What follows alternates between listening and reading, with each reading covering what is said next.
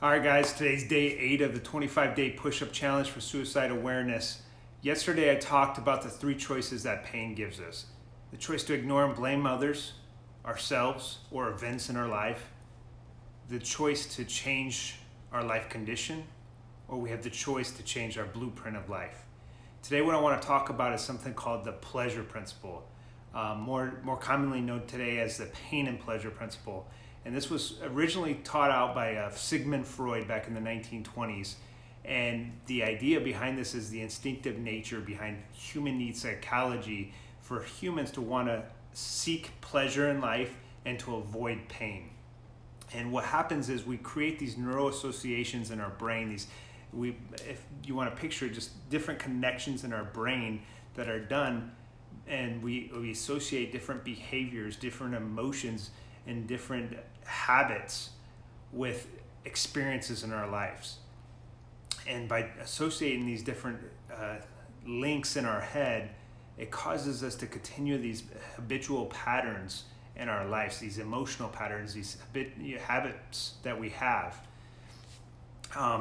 So for example, if I use the word, exercise or eating healthy, these are certain people will have neural associations of thinking, okay, eating healthy and working out means tons of pleasure in my life. I get to stay at a healthy weight, and I get to be active and be able to live a long time to see my kids and grandkids and great grandkids even. And they also look at this in another way of saying, by not eating healthy, by not working out, I am going to create so much pain in my life. And they have different neural associations to look at it, saying pleasure good, pain bad. But then you have some of the other people on the other side that say, you know what? I associate so much pain with eating healthy because I enjoy food.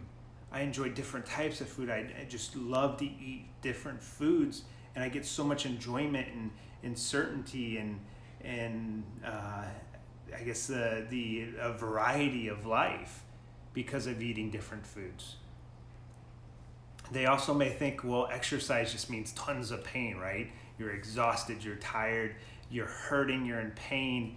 And so they associate so much pain with being healthy and working out that they avoid it because they want to avoid pain. So they tend to go to things that bring them pleasure, eating, watching TV, playing video games, whatever it may be in life. So if there's anything in our life that we don't have enough of, I highly suggest you to look at the pain and pleasure principle. And let's use money for an example, because this is something of monetary value that most people can understand.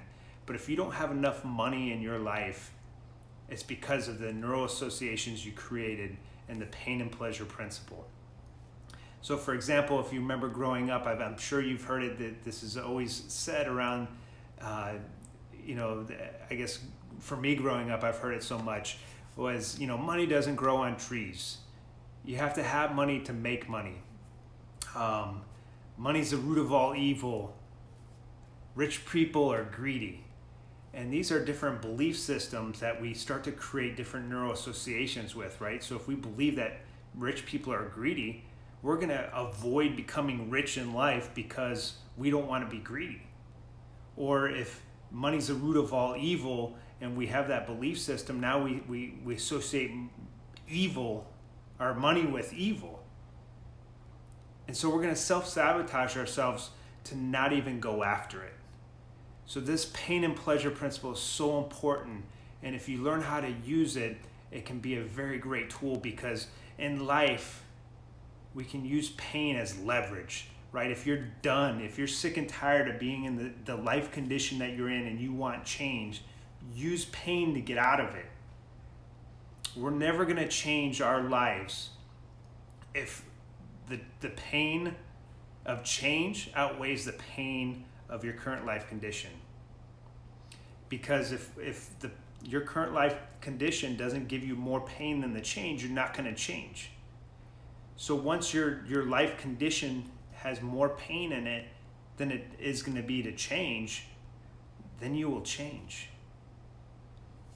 So today I want to recognize another veteran in my life, my grandfather, a second grandfather of mine, Lester Light. He was in the Navy. He was a chief's boilermate, and I want to say he made it up to senior chief or master chief in the Navy. He served, I know, 9 years before he got out for medical reasons. But he was in World War II, and I know one of his ships that he was on was struck when he was there. But you know what, he had an impact on me joining the Navy, and it was just something I looked up to a lot, of having a couple of different grandparents in the Navy, but also a ton of family I have that served in the military. So today's day 8 for my 25 push-ups.